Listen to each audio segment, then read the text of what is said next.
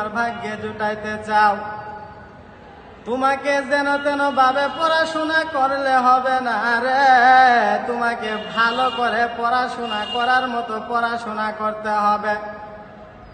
ও আমার বন্ধুরা,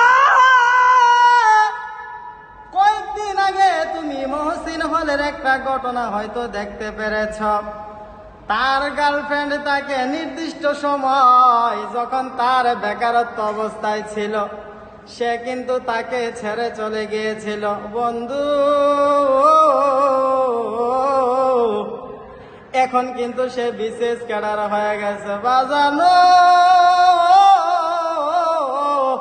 যদি সুন্দরী বউ পাইতে চাও, সুন্দরী রমণী তুমি প্রিয়তমা পাইতে চাও, ভাইরে যত কিছুই করো না কেন, দিন শেষে পড়াশোনাটাই ম্যাটার করবে। যদি তুমি একজন বিশেষ ক্যাডার হয়ে যাইতে পারো না, তাহলে দেখবা তোমার কপালে শুধু সুন্দরী বউ না, সুন্দরী বউয়ের মা বাবা পর্যন্ত তোমার পিছনে ঘটক লাগাইয়া দিবে।